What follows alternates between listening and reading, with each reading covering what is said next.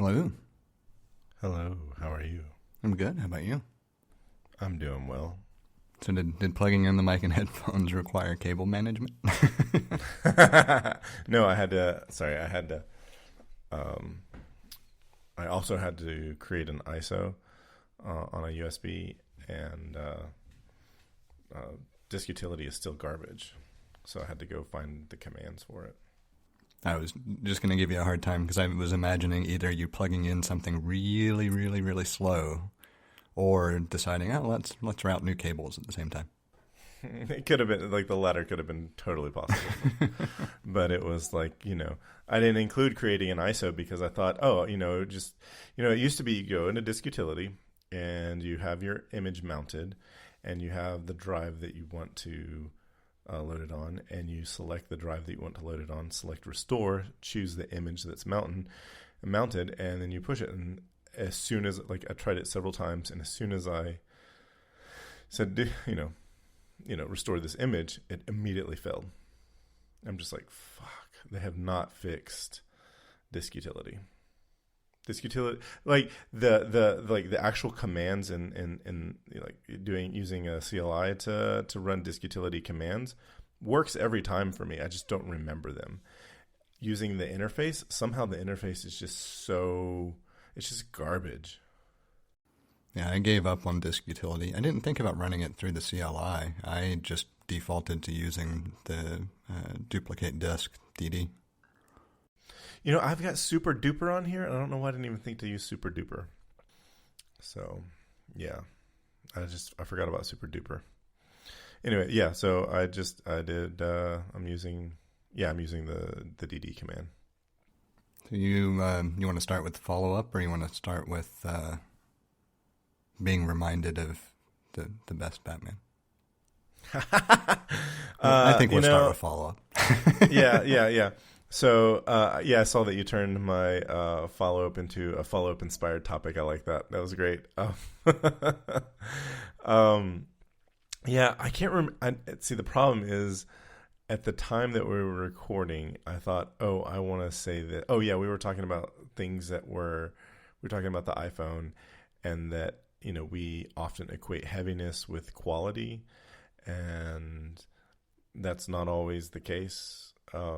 Except for, there are certain things that we're like, we need to get lighter, higher quality, or lighter, higher quality materials equals more money. So, like, carbon fiber is a really good example. If you have something made in carbon fiber, it's a lot more expensive. It's really high quality and it's really light, but, there is a trade-off of it being more fragile. But, all things considered, most people consider, like, something that needs to be light that's made out of carbon fiber is a higher quality thing. So it made me think of this headlamp that I got, and it's this really big, bulky headlamp.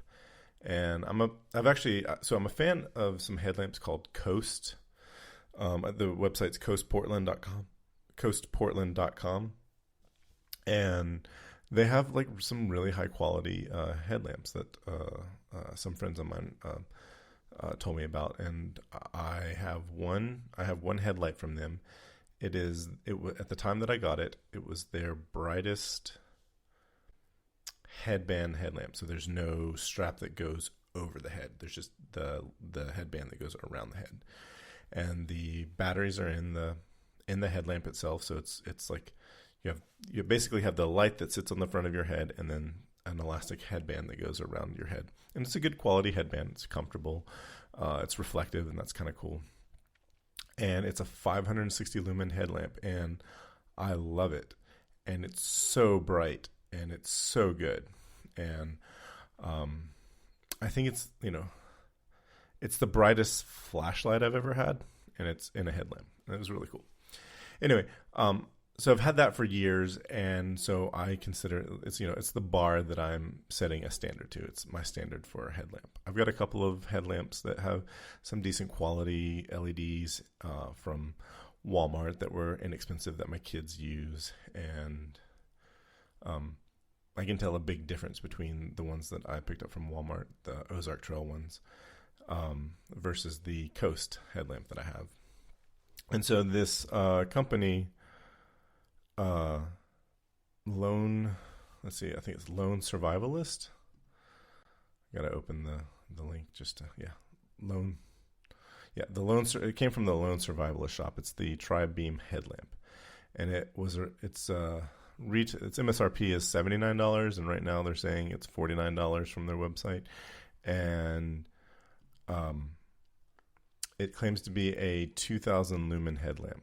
There's a center light that is 1,000 lumen and two side support beams that are 500 lumen each. And you can have them on all at the same time. And it comes with a couple of batteries that are rechargeable, and it's really heavy. And it's garbage. I don't like it, and they won't post my review of it. I keep looking. I gave it a 2-star review. I didn't pay $79 for it, and I did not pay $49 for it. I saw a video there's an advertisement for it on YouTube, and it was, hey, pay shipping and handling, and we'll send this to you for free. And if I had paid, $20 for it, I think I would have been really disappointed, because it's not good. It's with all 3 lights on that are supposed to be 2,000 lumens. It's not as bright as my 560 lumen headlamp. And one thing I did was make sure that the batteries are charged up, and I was concerned maybe there's something wrong with the batteries. So I got a multimeter out, tested the output from the batteries, and it's the 3.7 volts it claims to be, and it's not very good. It's really heavy. I wouldn't call it a high quality product. And I was just, thought about that and thinking, I'm going to bitch about it and say, hey, you won't post my review, I'll describe that it's a bad headlamp. Fair enough. I hadn't heard of Coast before. I looked at their website while you were talking about it. A few things I like the look of. I'm going to have to look at them closer. I am a big fan of Coast headlamps, and I have to I have to find, there's one particular headlamp that I think was an engineering accident. I think that I think it's the HL8. Anyway, it's a headlamp that is, I want to say, so I have to go back and look, because so one thing is they keep updating their products. So I remember 5 years ago, there was a headlamp, their brightest headlamp, I think, was 600 lumens. And now I think the same exact headlamp under the same model name is now 1,000 lumens. So they keep updating their components so that they can get brighter and brighter headlamps. So I have to go back and look at the details. But I remember about 5 years ago, they had this headlamp on high. I want to say the output was about 400 lumens. It got 8 hours of runtime on high. It got, I think the low output was is 100 lumen, and it was 24 hours output. I'll have to go back and double check that, because it was like, I wonder if the engineers that designed this were set out to design a headlamp that lasted so long, or if they just got lucky with the components they chose and it had this unbelievable runtime. Because normally, like my 560 lumen headlamp, at 560 lumens, the runtime is 2 hours. I could certainly see a market for long-lasting, duration over brightness. Oh yeah. Well, I was just going to say, my friend that introduced me to this brand of headlamps, he's in his mid 60s now, and he has done a lot of outdoor activities, and he said, LED headlamps were such a game changer. And he wrote this very long Facebook post about it. And I take it back. It's not even a Facebook post. He has an album on Facebook of pictures that he's taken using these headlamps, and he wrote like a really interesting description. I'll have to maybe I'll read it on a show, because he's a wordsmith, and he's such a good writer, and he's just gone to he just has a gift for writing stories or the written word, and he's gone on to sort of gush over the headlamps that this company makes, because they make really high quality headlamps. They have a great customer service and support team, and so they've just done a really good job. So like I can't, I wouldn't. That's if somebody asked me what headlamp should I get, that's the one I'm always gonna refer someone to. Do you have any experience with any of their other lighting products? Yes, there's another one I have. I actually got a really lightweight one because the one that I have, the model number, which I can't remember, is on the heavier side. I got a really lightweight one for backpacking trips because I don't really need a lot of light out for, like when I'm hiking. I just want something to walk around at camp when it's dark, like if, when nature calls. And so I got a really lightweight one that only requires 2 AAA batteries. And I don't remember the model of that. And then I did use the HL8 that I was talking about, and I used their highest output headlamp as well. And then they've got some batteries, and they also make pocket knives. Yeah, I saw that. And then a number of my friends have various headlamps made by them, and I'm thinking of buying another one that has a rechargeable battery. I think that would be nice. At this point, I'm going to wait until they make sure that they have rechargeable batteries that are, or the receptor is a USB-C socket. I was looking at the area lights that piqued my interest a little bit. Not for any overly specific need, but I've got a number of different things that I use for lighting scenes if I want to photograph something, and it ranges from, a common lamp with a particular shape or something that I found useful to actual studio lights, and a couple of the area lights could help augment a couple of things that I had in mind, and just wasn't sure if, it'll be something I'll read about. Cool. It's definitely, it's kind of a thing where, like, so far I haven't come across or heard of anyone coming across, and it's a very limited, number of people and number of products, but I haven't heard like any major issues with them. I know, maybe like 5 years ago when I first heard about them, a couple of my friends had some that had gotten some moisture in it, and there was some corrosion in the battery compartment, and Coast replaced the headlamps for those people. That's the only issue I've heard of. And at the same time, we're actually, I know these folks were doing outdoor water activities with the headlamp, like nighttime, hunting for snakes. And by hunting, it's catch and release. Yeah, I knew what you meant, but probably a good clarification just in case someone does listen to the show. Yeah. I just want to make sure, it is catch and release.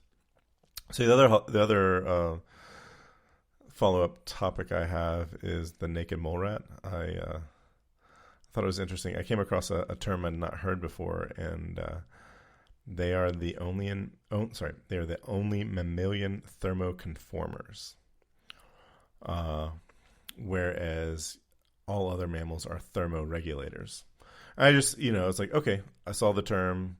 I was like, okay, that makes sense. I just had not heard it before, and neither has my dictionary because it's got a red dashed underline under thermoconformer. So it might be a relatively new term for a particular thing. But naked mole rats, just to clarify, they have whiskers. That's their only hair. The queen feeds the pups milk. Not, I guess maybe the queen. It does. I don't know if the queen is the only one that has pups, but they sound sort of like an insect colony. And then they're otherwise almost entirely ectothermic. And so I was reading when they are cold, in their burrows, they'll go to shallow parts of the burrows that get more heat from the sun. And if they're hot, they'll go deeper into their burrows where they can cool off. And I do not remember the context for the follow-up. I do remember talking about something. I do. Okay. We were because I listened to the most recent podcast, and that's what made me think, I could follow up with this information. It came up because we were talking about how to classify things, and the problem is when we try to classify things, it's when things aren't so easily, like mammals. We have classification for mammals as they have hair, they give they feed their offspring milk, and they are endotherms. And except for the naked mole rat. The naked mole rat sort of fits the mammalian description. And the reason I brought it up was because Bill and I once used them to describe, hey, when you're trying to classify things and you come across a naked mole rat, it's not classifiable as a mammalian, as a mammal, but for all intents and purposes, it's a mammal. It's not the naked mole rat that has the problem. It's you, the scientist, trying to classify things that has a problem. And the thing is, it's like every once in a while, you're going to have an outlier that you're going to classify in a mammalian and say, here's all mammals are like this, except for this one who has this. We're still calling it a mammal, but here are the exceptions to this particular one. So now, why we were talking about like classifying things and labeling things, I don't remember. That part I do remember. So what was that?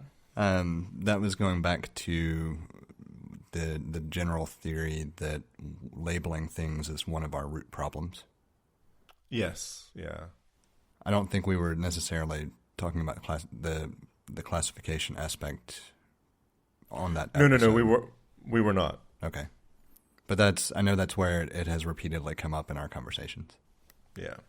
I also wanted to, I don't have this in the notes, but this is a real quick follow-up on the snowball thing. We talked about people trying to use Yeah. Well, then I saw a thing, and I guess it got enough mass that Neil deGrasse Tyson on TikTok addressed the question as well.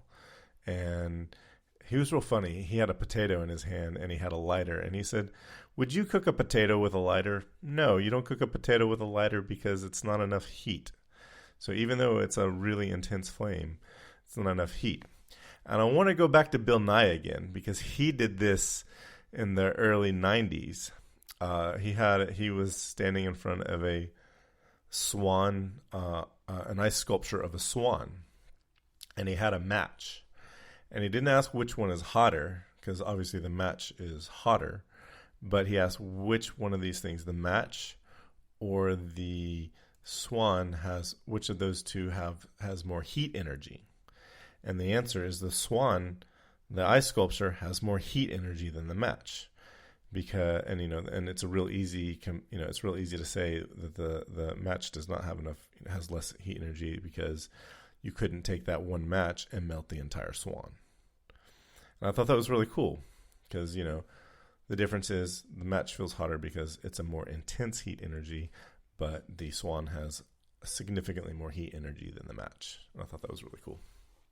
And definitely one of those things where I think for most people, being able to rephrase and clarify the thought process for anything scientific is the skill that's missing.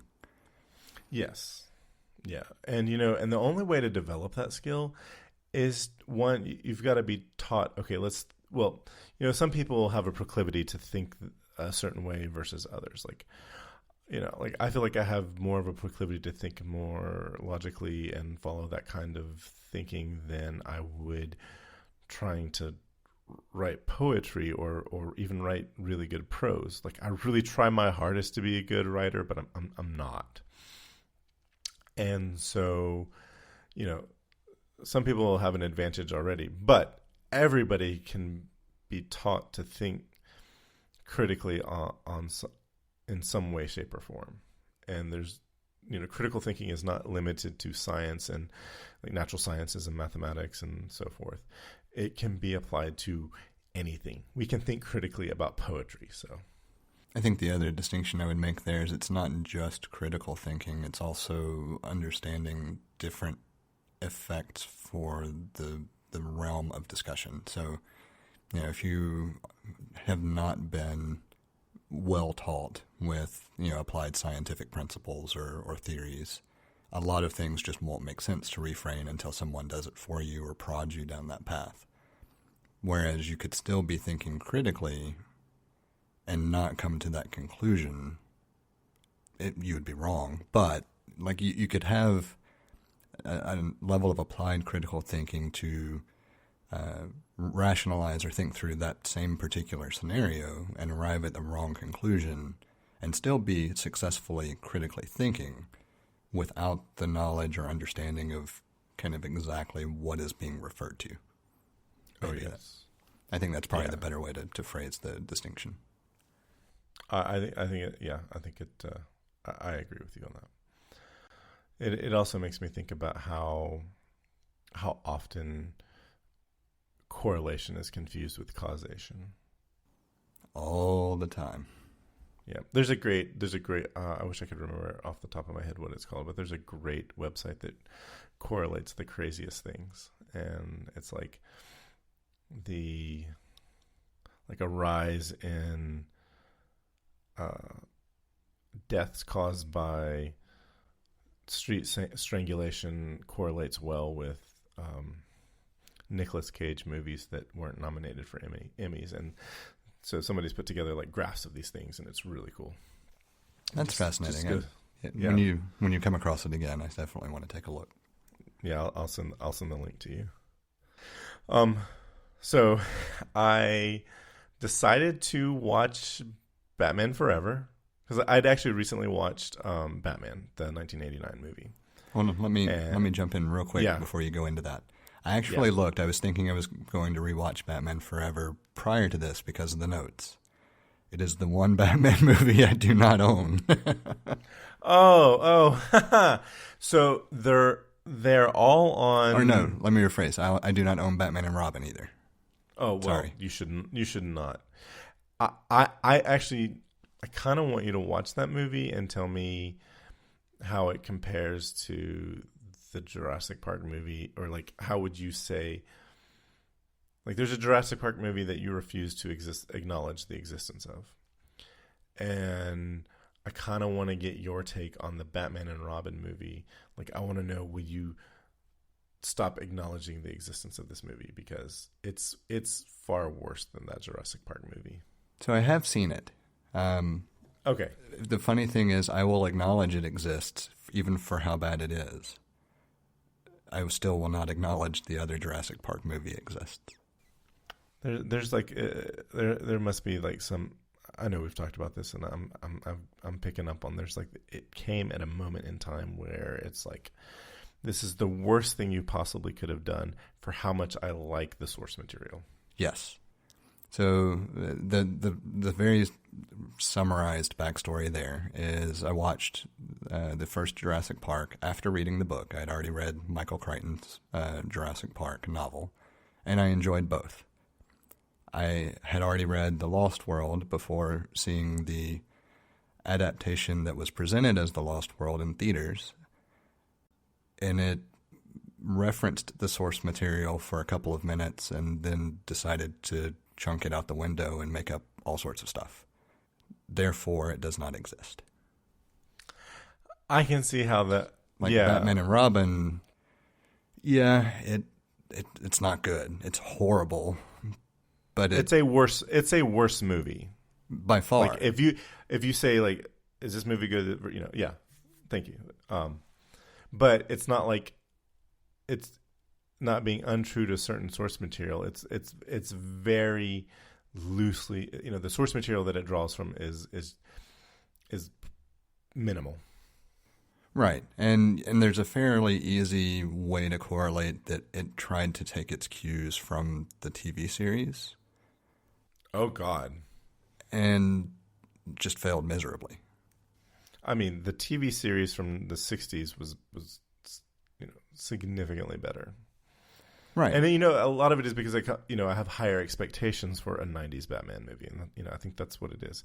Yes. But I'll tell you, you know, even in the 60s, you know, like this the Batman from the 60s, like, you know, straight away that it's theater of the absurd. Like that's its intention. It's set out to be theater of the absurd. It's set out to be fun for kids. And Batman and Robin also set out to be fun for kids, but it's 30 years later, and there's just a higher expectation for a movie that is, you know, comes out And it doesn't follow, at that point, the established convention of theme and feeling for Batman films. Yes. Like Batman Forever was like a big departure from Batman and Batman Returns. But it's not terrible. Like I look back at it and say, here's what, it fits in with 90s movies of the time, and it's bad because 90s movies at the time are dated, and they were just like, this sort of 90s movie is dated, and like this is the dumb things that they were doing with blockbuster movies in the 90s, whereas Batman and Robin is just truly awful. Like outside of the context of pop culture at the time, it is a truly awful movie. Even within the context of pop culture at the time. Yeah, you're right. So we've talked about how bad it is. Why don't you go ahead and start off with what I'm going to envision as a rant. I don't know if it's going to sound that way or not, but I mean, as I was typing it, I was ranting in my head, but it was just like, I watched it. So Batman Return, actually all the Batman movies are on HBO Max, and I watched Batman and Robin there. I actually watched, with my kids, I watched Batman, and they loved it. And, it's 2-3 episodes ago, we talked about what we liked about Michael Keaton as Batman, because he's a great Batman. And I'll say this. Surprisingly, despite how bad the movie is, despite how bad the plot is, despite how bad the script, the sets, the costumes, the props, the blocking, the action, the shots are, the acting was not bad. It's like that line was terrible, but there's no amount of acting that's going to make that line good, but the acting wasn't bad. That being said, the first thing I want to pick on is the plot of the movie. And the plot of the movie was that, you're drawing on Mr. Freeze trying to, come up with a cure for his wife. And in the process, he wants to destroy Gotham City and freeze the city. So he freezes the city. Batman comes with the plan to use satellites in space to redirect sunlight from the other side of the Earth because it's nighttime. And they have a time crunch because if everyone's frozen for too long, they'll be dead. It was great because it all coincided with midnight. If they didn't have this done before midnight, all the people of Gotham City would be frozen to death, even though they were in blocks of ice. So, silly. Hypothermia isn't a thing that exists. Anyway, so they use satellites to redirect the sunlight from the other side of the Earth to thaw the city. That's how they save Gotham City. There's a sort of sub-story arc that Alfred has developed McGregor's syndrome and is going to die overnight. And Mr. Freeze gives them 2 vials of a cure, which he happened to have on his person at the time that they defeat him. And this takes me into the script. He gives them the Batman and says, "Take 2 and call me in the morning." So the script is pretty bad. There's a lot of that in the script. And there's just the general story, we're going to thaw Gotham City by redirecting sunlight from the other side of the Earth. Also pretty silly. So those big things. Honestly, if the rest of the movie was okay, or rather they did a good job with every other aspect of the movie, it wouldn't be considered one of the worst movies ever made. It'd just be like, oh, that movie has a bad story, but the action was fun. That thing was fun. The dialogue could have been fun. There were good jokes. I mean, there's some bad movies with really great jokes. There's some bad movies with really great dialogue. But it was just like all these things. They just phoned the movie in. I'll go on. It's the sets. Every set is obviously a soundstage. They didn't even try to make it not look like a soundstage. I think there might be a couple of exterior shots of Wayne Manor, but you get so used to looking at the soundstage sets that it still looks like a soundstage. It's like, whereas like Batman, I remember the first Batman movie from that Tim Burton does. Obviously, lots of that is a set because Gotham City has this really cool gothic look that he created, and Joel Schumacher, did his best to follow that aesthetic. It's obviously a copy, but he tried. But like the sets themselves, they're no wide, big wide shots where you ever feel like they were ever outside. And so that just becomes really obvious. The costumes were pretty bad. Particularly, I wrote that, I made a note that Poison Ivy had various versions of makeup for her Poison Ivy persona, and there's like one where she has these big silicone eyebrows, and they're just, I don't really know what sort of purpose they served. I think it's supposed to, I don't know, something to do with plants. I don't know. They weren't very plant-like, but she is like a plant person, so I don't know. It just, I don't know. The costumes were way over the top. This is the Batman movie where there's a lot of gratuitous shots of George Clooney and Chris O'Donnell's ass. And it's also the one where the Batman suit has nipples. I don't know if you remember that. Yeah, I do. Yep, this is the one with that. And Joel Schumacher got a lot of flack for that. And a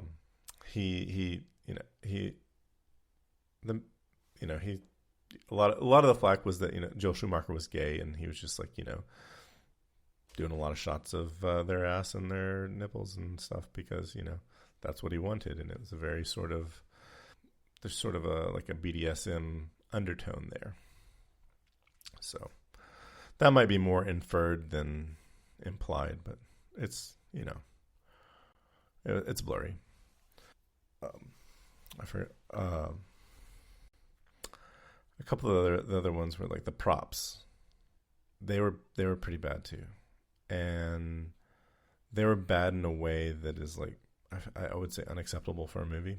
There's a couple of, they were, the thing is they were going for like what's gonna get kids into Batman, because like basically we want to, we're making this movie to make money, and then we're also gonna sell a shit ton of toys. And I just remember there's a scene where Bane's putting some bombs around Gotham Observatory, and the bombs are in the shape of icicles. And I don't think they have LEDs in them, but they have some sort of light so that they light up. And there's obviously a light inside of them. And they look nothing like bombs. You would not be able to know that they were bombs. So much so that the actor who's playing Bane, each time he sets one down, he goes, bomb. And he has to like declare that it's a bomb. So there's a lot of... They make the bombs look so unbomb-like that they have a character saying they're bombs each time he's putting one down. So that's pretty bad. But I feel like the worst thing was this car in Gotham City was frozen, and the driver of the car opens the car door, and there's ice on the door. And when he opens it, you can see the ice wiggling because they use some sort of semi-flexible plastic, so when he opens it, it's like wiggling, and I just like cringe at like how bad it's like. Why did you even think that was a good idea for a prop? Like that material was good for this prop, because ice is not a flexible. It's gonna break. It's either gonna break or it's gonna be solid. So there's that. There were a lot of blocking. There was a lot of blocking in the movie where you would have one character, like the example I noticed specifically was Batman was standing below Bane.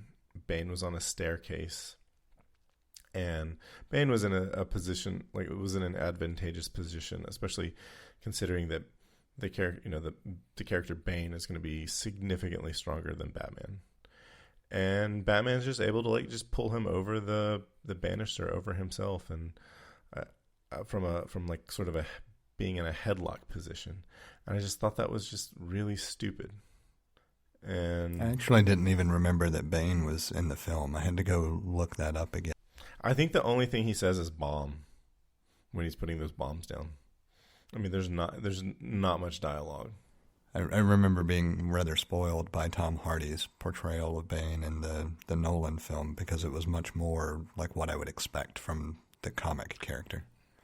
I loved Bane in the Dark Knight Rises. Yes, Dark Knight Rises. Yeah, I loved Bane in that movie, and like, and his voice was just so distinct and interesting and sort of not ominous, but it he had like this really interesting villain voice. I think another one. I think Kylo Ren is another one that has an interesting villain voice. And you know, Bane in Batman and Robin is just it was I feel like a complete waste of a character. Yeah, it's been long enough since I saw it. I actually had to go read the Wikipedia article real quick to see, because I just didn't remember Bane. And in that particular iteration, he was supposedly Poison Ivy's bodyguard. Yeah. He somehow got created in the same lab that Poison Ivy was working in. So Poison Ivy's doing some plant research in this lab, and some other doctors doing human, I'm going to assume hormone or, growth hormone. I don't know. Doing experiments in the same laboratory. It's just, it's weird. But the scientist that creates Bane is killed by Bane, like right at the beginning. He has like 2 or 3 lines in the whole movie, and just that one scene, and he gets killed by Bane. And spoiler alerts. And, that's it. But I feel like his lines were far more significant than anything Bane had to say in the movie, any of Bane's dialogue. He's a very forgettable character from that movie. The action was also, I thought, also bad. The thing that really got to me is that if towards the end of the movie, there was a lot of use of grappling hooks. And which should be no surprise, because the grappling hook is one of Batman's like most iconic tools. I think maybe the batarang might be the slightly more iconic, but the use of grappling hooks is very Batman. And in the movie, they use the grappling hooks a lot. And I loved in the 1989 Batman movie, he's got Vicky Vale with him, and Batman has Vicky Vale with him, and they're going. He uses a grappling hook to go escape from danger, and he asks her how much she weighs, because implying that there's a limit to what his grappling hook has the ability to do, and he has to let go and let her go to safety. And he, drops down away from her back to where they were escaping from. In this movie, in Batman and Robin, there's a scene. I think Batman shoots a grappling hook. Robin and Batgirl are above him, and he's going up on the grappling hook, grabs both of them like on either side. So I'm not really sure. I guess the grappling hook is strapped to his belt, and he grabs on. They grab onto him. And all 3 of them are going up on this one grappling hook. And that's not to say that I guess you couldn't create a grappling hook that does that. I don't know. It just felt stupid. And so if you want to like reason that there's like a grappling hook out there, Batman could have a grappling hook that could accommodate that much weight. Fine, that's fine. But every single time they're using grappling hooks in that movie, when they get to the platform that they're landing on, or the level they're landing on, you can tell the way they made the movie is they're kind of like shot up, like they jumped off of a trampoline and they're coming up over the ledge and landing. Whereas if you were actually using a grappling hook, the hook would have to be higher than you, and you let go of the thing that you're holding on right at the level so you can land. So like the dynamic motion of landing is very different than what is shown in the movie versus what actuality would be. And that just it's jarring, like, because I mean it's all these other if it's everything that I'm talking about, if it was just this thing, maybe, but it's all, it's the sum of the parts that make it so bad, obviously. So that was a thing that came, like it's noticeable. But the worst, like the biggest offense in this whole movie is the shot where Robin is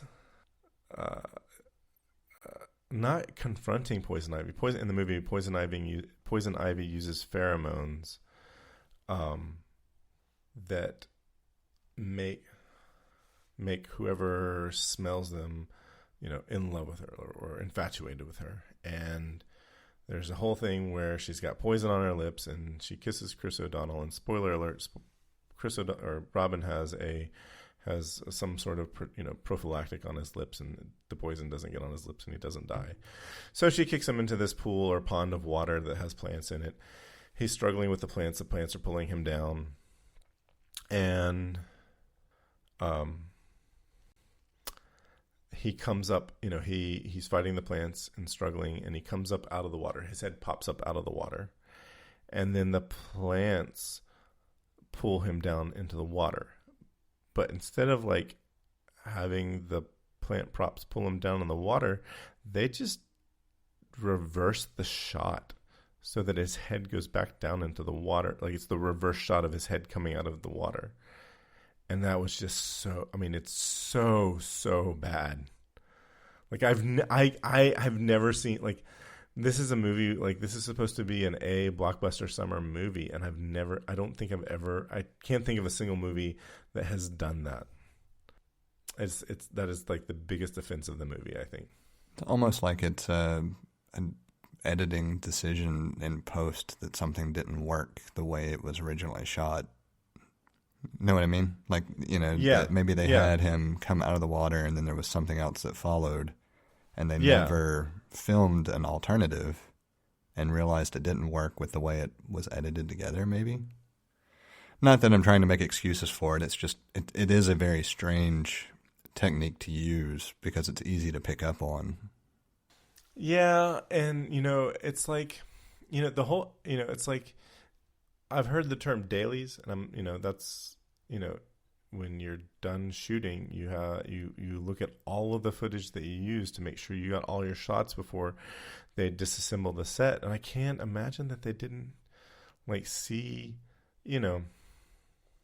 based on all the other problems that this movie has, it just looks like, we'll do a reverse shot. Nobody's going to notice. Like I can't, you know what I mean? Well, I would say that based on all of the other things, it's not that they didn't see it. It's that they just, it's not worth the time or effort to fix. Yeah. That's what I mean. The whole movie is like, it's not worth the time or effort to do, it's like every part of that movie. It's like it's a half-assed movie. So, and it's like, the movie made money and it made its money back. Like, I think it's, like it had like $130 million or like $160 million budget. It made $230 million. It's like the least highest grossing Batman movie, but it's not like it's not in the red, it's not in the red, it made money, but they canceled the next movie because like there was going to be a fifth movie, but they canceled it because of how bad this movie did. So, I mean, there's, it's like if you could try to think how, like on one level as an artist, like it's a work that is an embarrassment. Like as a film goer, it's like an like it's like if I worked on that movie, I would be embarrassed. Like Joel Schumacher apologized for how bad a job that he did on that movie. Like he apologized for it because it's such a bad movie. So, I don't know. It's just, it fits and it's bad. So the other thing I was gonna, the other part of it that was bad was in that same scene or that same act. The plants grab Batman around the ankles and pull him up, and you can see the whatever the prop department used to hold his cape to his body so that the cape wouldn't fly upside down and mess up the shot. And that's the only time you see his cape attached to his suit. I don't think Batman's cape was ever supposed to be attached to his suits around the thigh. So it's stuff like that. Yeah, I didn't have any notes to add just because I didn't find it to rewatch, other than putting in the link that just as a reminder, Michael Keaton is still best Batman, and here's some reasons why. You did have a note that the soundtrack was really good, and I don't remember the soundtrack well enough to comment on it, but was there anything specific that jumped out from that perspective? Yeah, so the soundtrack is awesome. It's one of my favorite movie soundtracks. The End is the Beginning is the End got an Emmy award for being in that movie. It got an Emmy, and that's it was the song that the Smashing Pumpkins did for the movie. There's a great REM song. There's I can't remember if it's Moby has a really good song on it. Jewel has a song on it. There's it's a song that she had so like The End is the Beginning is the End was made specifically for Batman. That was the Smashing Pumpkins song that was made specifically for that movie. And I'm trying to remember what the Jewel song is. I'm just gonna pull it up so I'm just. Foolish Games was the Jewel Foolish song. Games, yeah. Yeah, so that was a song that she had out before the movie, but it's a different the one that's on the soundtrack is a different arrangement than the one that was released on the album that came with. So there was some changes to it, but R. Kelly had a song called Gotham City that's on the soundtrack. So it's a really solid soundtrack. And it's one that I listened to. I actually had the soundtrack before I ever saw the movie. Like I was listening to the soundtrack before I saw the movie, and because it was that good of a soundtrack. It's got my favorite REM song, but if you like REM, it might not be a song you like because it doesn't sound like REM. It's a good soundtrack. I think I still default to the first Batman soundtrack, the one by Prince, more often than the others, just because it was so different. It was not only was it so different, but it was like, I don't know, it was the first soundtrack that I heard where like the artist did all of the music, and it was really interesting.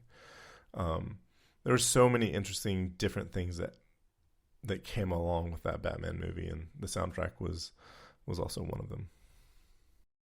And it also helped, I think, tie all of the elements of the film together really well, just because it not only did you have that kind of uniform sound, it wasn't like you were. It was like there was a sound for the universe itself, or the realm of the film. It wasn't just something that augmented emotional response for that particular segment. Does that make sense? The more that Gotham had a sound, I guess, is a way to put it, which was just kind of an interesting way to think about it. Yes, yeah, it definitely made the movie more cohesive. I also made a mistake. It wasn't Moby that had a song on that. The song I was thinking that was by Moby was a song called Moaner by Underworld, not Moby. But I forgot the Goo Goo Dolls had a song on that album. I think most of what I remember Moby doing soundtrack-wise was with the Tomb Raider films. He was on the Tomb Raider films? I think so. I'm going to have to pull it up and see. I know he did the Bond. He Mobified the Bond theme for Tomorrow Never Dies. And he also did that sort of iconic Jason at the end of The Bourne Identity, that song. I can't remember what the name of the song is, but if you think about the music from The Bourne Identity, you're probably going to think of that song. Yeah, I think I had it wrong with Tomb Raider. I'm pulling it up to look. At this point, I don't remember what it was I was thinking of. I was thinking Tomb Raider, and it obviously was not that. Extreme Ways was the song that Moby did for the Bourne Identity. I saw he did one for the Bourne Ultimatum as well. Mm-hmm. Or maybe it was the Bourne Ultimatum that the song. I thought it was in the first movie, but I don't know. Or maybe he used it.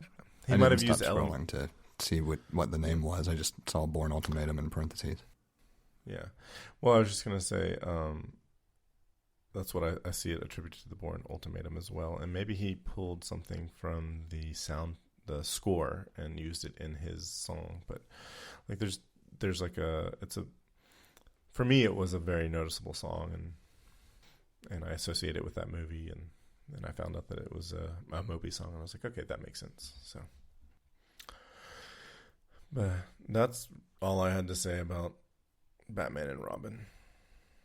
I just noticed the link that you left in the notes. Batman: 10 Reasons Why Michael Keaton is still the best Bruce Wayne. Yeah, I had to put that in there. It was too good. I didn't know. So like I'm gonna read them real quick just to like we discuss. Number 10 is he nailed Batman's duality. We discussed that, and I agree. I didn't know he improvised a lot of his best lines. I'm not sure if I knew that prior to reading about it at some point. I had heard about it before I read that article. I don't think I've ever been in this room before was looks like that was the one that's one of the ones listed where that's listed under he improvised a lot of his best lines, and I was like, oh, that's pretty good. He was casual, not aggressive. Number 7, he invented the Batman voice.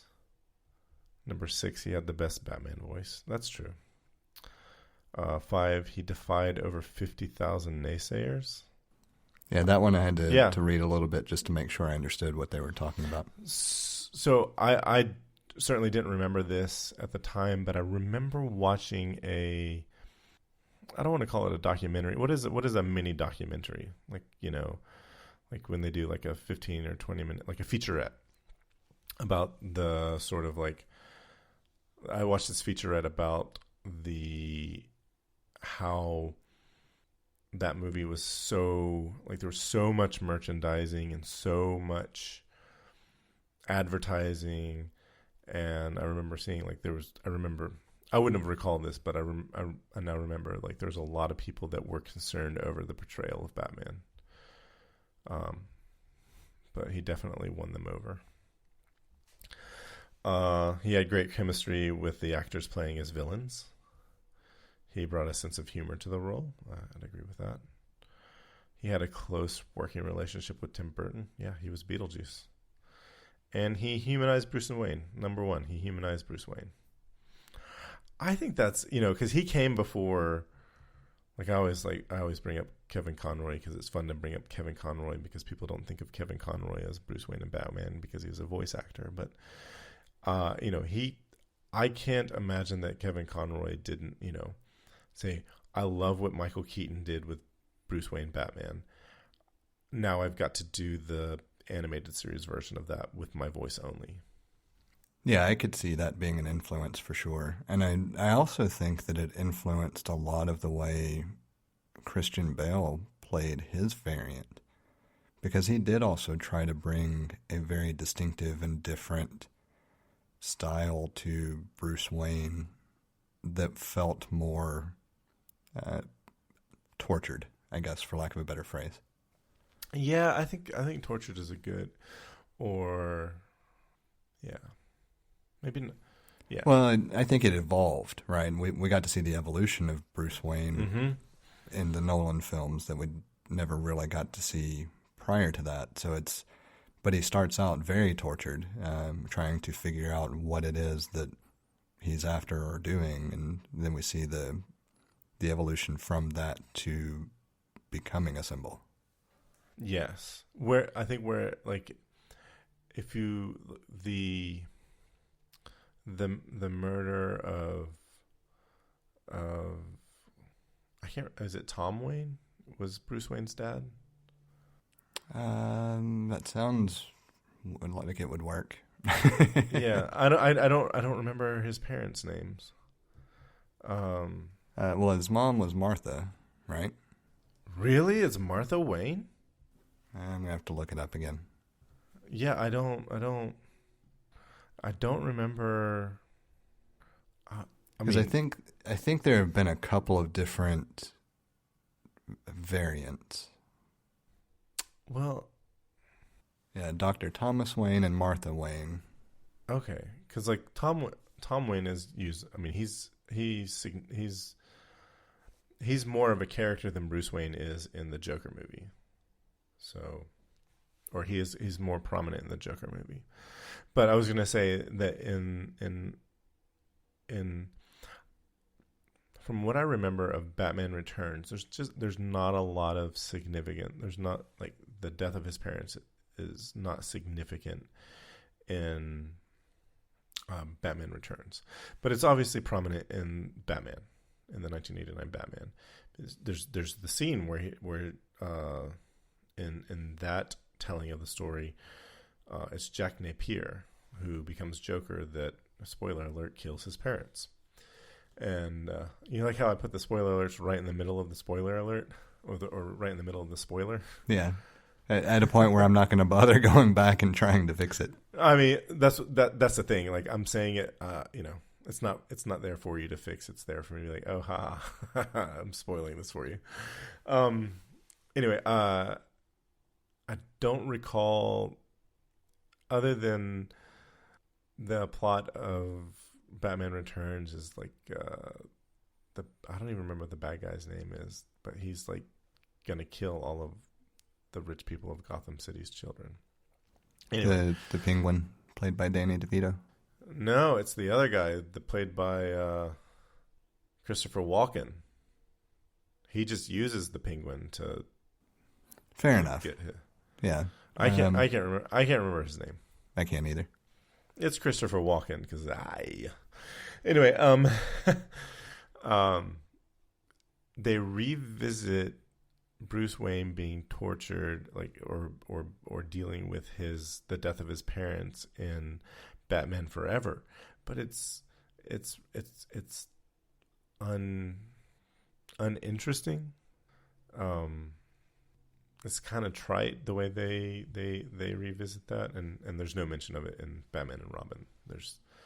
Bruce Wayne is hardly a thing in Batman and Robin. Like, I feel like Batman in Batman and Robin doesn't have that much screen time. It's a weird movie. Yeah. Anyway, from what I remember of it, it seems like they tried to establish too many villains, and it took away time from doing anything else. I'm going to guess it has to do with how much screen time they had to promise Arnold Schwarzenegger. Because if you think, like, George Clooney, so Arnold Schwarzenegger has top billing in that movie, and he's Mr. Freeze. And George Clooney this was 97, so, I mean, he's like a few years into ER, and ER was his breakout role. So, he'd done From Dusk Till Dawn. Like, the movie he did prior to this was From Dusk Till Dawn. And that is not, that has more of a cult following than would have been a big blockbuster. So George Clooney didn't have he didn't compare to Arnold Schwarzenegger at this point in time in their careers. Thinking about that, it seems like I ran across something where the original idea for the film was actually to focus on Mr. Freeze, which would have made more sense. Yeah, I wouldn't be surprised, and I mean that could have been an interesting film if they had done, a good job. But there were, it's the film, like, if you look at it, it's not 100% or even 50% Joel Schumacher's debacle. That's a movie that was made by committee. And so all of the compromises that, we want it to be kid friendly because we're going to sell a lot of toys and we want kids to be into it. And yeah, so there's just a lot of compromises that are made that might have been out of his control. So he was the scapegoat, if anything. So, piece of quick follow-up. I was correct in that Moby did some things for both the Tomb Raider films. And where I was thinking about it most was the second of the two films, actually. And that's it. Like, it was stuck in my mind that he did it, and I had to find whether I was accurate or not, because if not, I wanted to give the correct credit to whoever it was. Yeah, I understand that. You know, Moby's he's had enough of his music in movies that he's got an album, I think in '98, he released an album called I Like to Score. And it was a bunch of songs that he had in movies that were in the '90s. Like he's got a song at the end of the first Scream movie. He has a song in, what's that movie? The Saint. He has a song in that movie. So. Yeah, it's not surprising if you think about it. I mean, that style of music lends itself well to being used in almost any action film, as long as it's not old or set in an old time period. Though you could argue that if you think about the soundtrack to First Night. Not First Night. A Knight's Tale. Knight's Tale. I was thinking of that movie exactly. Yeah, and there's and Tarantino does it. He does interesting things with soundtracks as well. Like he will put Eastern Asian music in Western settings and Western theme music in Asian settings, which is interesting. Yeah, there are a lot of things like that I would love to play around with if I had access to, someone who could record on the fly all these different types of sounds I was after. Yeah. So shall we move to what should be the main topic that I don't know if it's going to be as long as the Batman and Robin rant or not? Yes. I don't have a lot of experience playing around with the different methods for retro gaming beyond the the Nintendo Classic, the SNES Classic that were released with a subset of games on them. I do have a Raspberry Pi loaded up with RetroPie. I just haven't used it much. Yeah, so the NES Classic I never got to use, but I thought it was a cool idea. I remember thinking long before. So maybe I was having these thoughts like early to mid 2000s, before this is Nintendo was still maybe like on the GameCube, or the GameCube might have been pretty new at the time, or right before the GameCube was released. I was still like I really liked the Nintendo games I had and the Super Nintendo games that I had, and I liked playing that. So this is before RetroPie. This is before. I don't want to say it's before most emulation, because I know I had ROM files at the time on my computer. So I think ROM files were out as soon as you could get ROM files, and I actually have no idea how these ROM files are collected. But I remember thinking that it would be such a good invention, because like technology had advanced enough that you could fit the entire Nintendo catalog, so like all 600 plus games, on some read-only memory, like on a single chip, and it would fit in the form factor of the original controller. And I thought it would be so cool if they would put all the games, make all the entire library available on a controller, and the controller just plugs into composite video on your TV. Because this was long enough ago that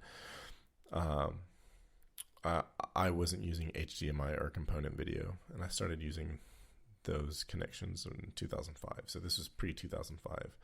And I thought that would be such a cool invention. I would definitely buy that. And, release a controller for the Super Nintendo with all the Super Nintendo games. So, whereas, they're not going to do that. You have to pay for each game individually. Yeah, it's the kind of thing that you would think that by now they would well, I guess now they are attempting to somewhat provide an avenue for doing so officially. What do they call their online? Is it just Nintendo Online? Is that their service? If you have a Switch, I don't know. I haven't had a new Nintendo product since the Wii, and even that wasn't something that I chose to buy. I mean, it was a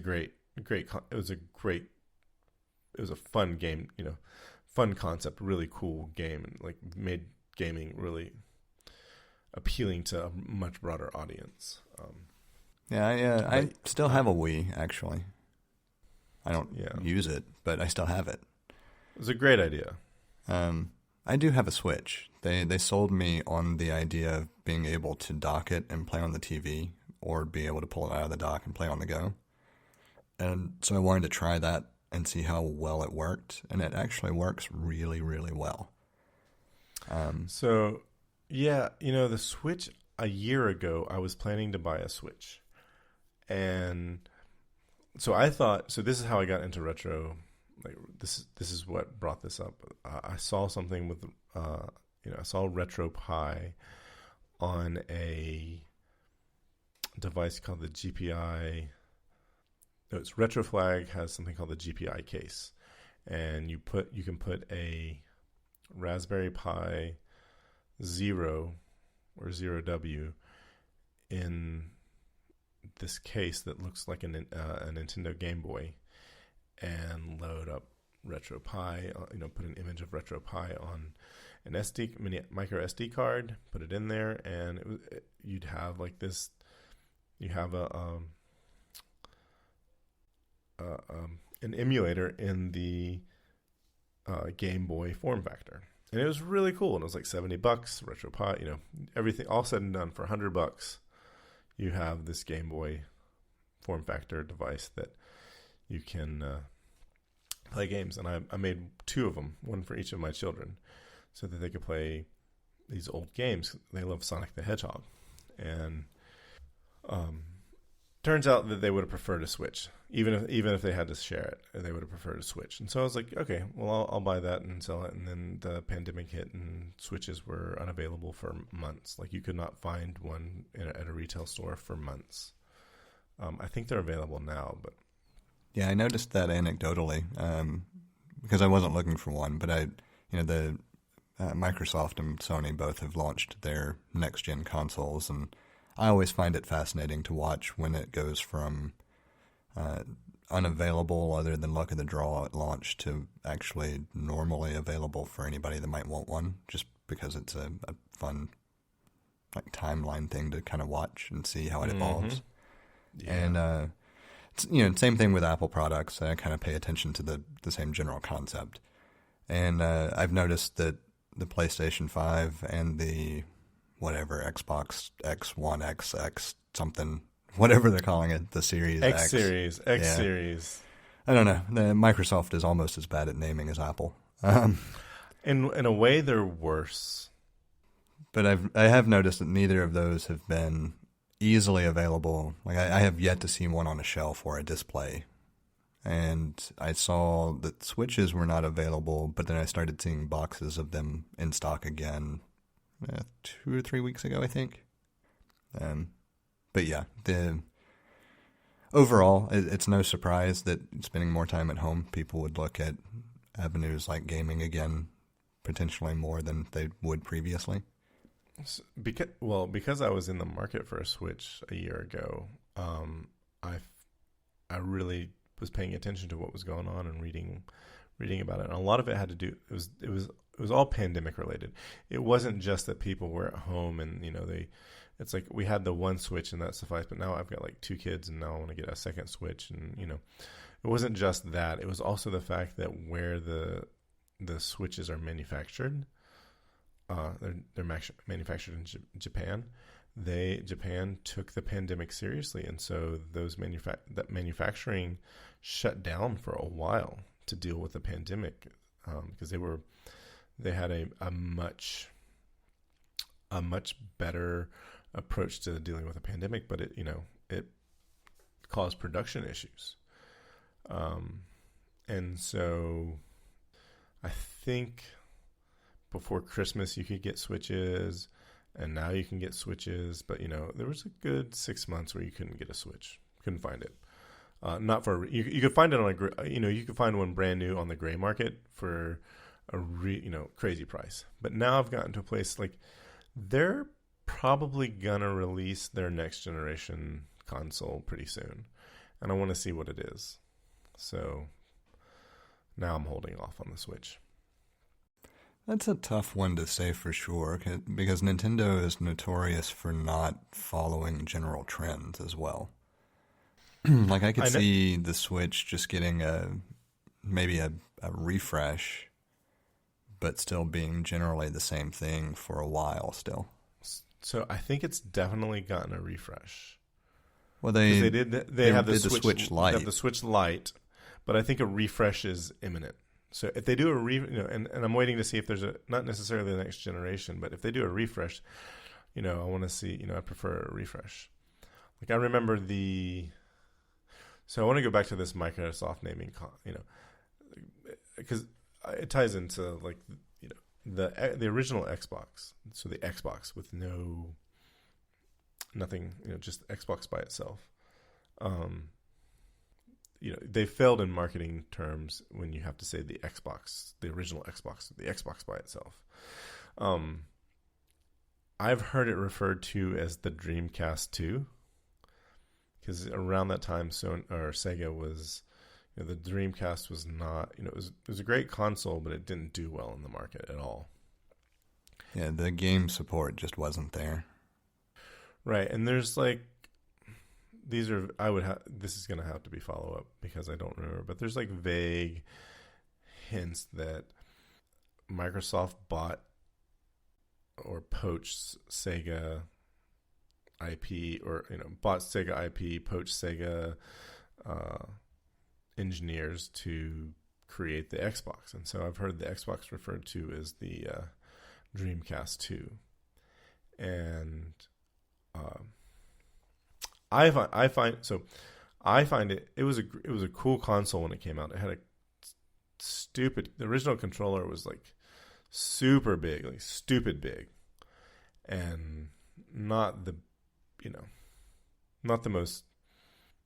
best controller that I've had, but they revised it and they made a better controller. But it was a good console. It was like I feel like it was like the first console that I used that had a hard drive in it, and instead of just having like the memory cards, like I think the original PlayStation had memory cards that you could plug in, but the Xbox, it had a DVD drive and it had a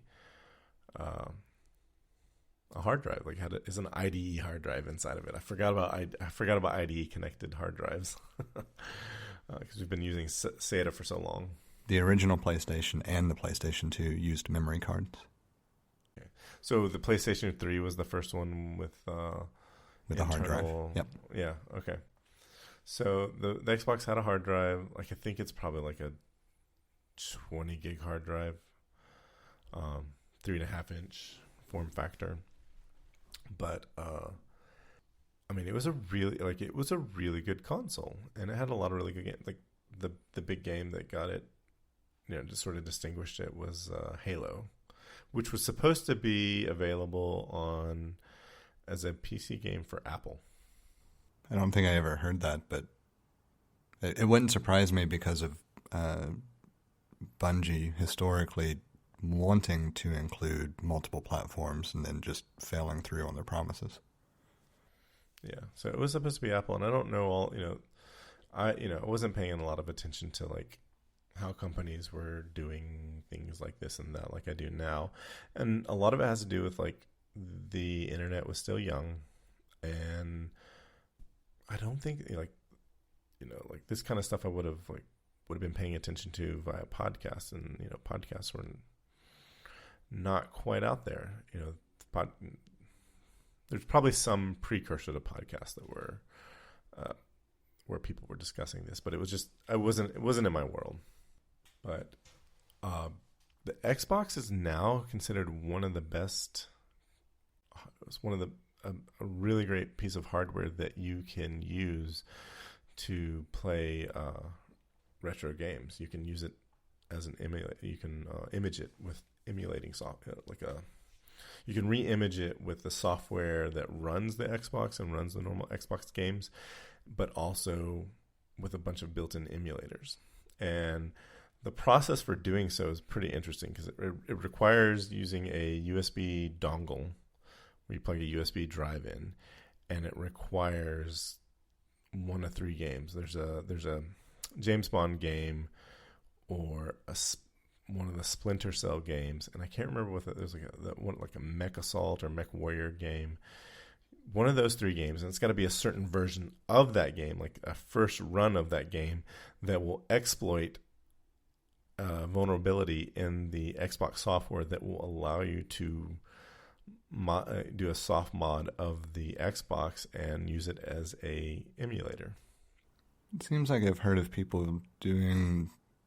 Well, I know I've heard of people doing that in particular, but it seems like I've heard of people being able to do something similar with the 360, or am I mistaken there?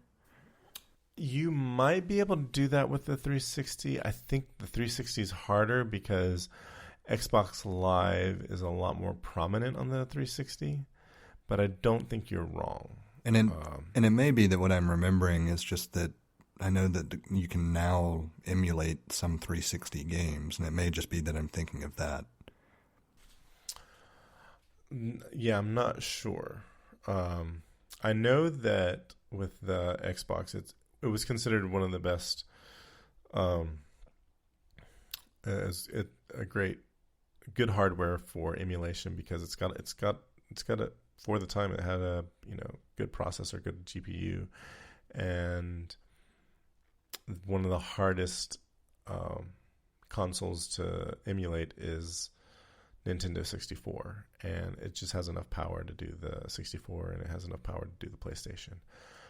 Even to the extent that like some of the it's not surprising, but the first Raspberry Pi to be able to emulate PlayStation and Nintendo 64 games well is the Raspberry Pi 4, which just came out. It's relatively the most recent Raspberry Pi. Like I think the Raspberry Pi 3 struggled with Nintendo 64.